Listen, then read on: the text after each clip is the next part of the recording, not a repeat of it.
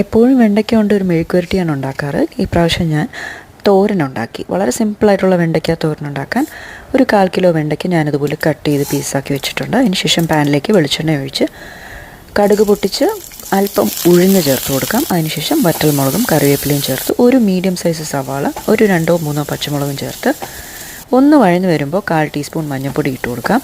Just ഒന്ന് വഴന്ന് വന്നാൽ മതി. അതിനുശേഷം ഒരു 1-2 പിടി തേങ്ങ ഇട്ട് കൊടുക്കാം.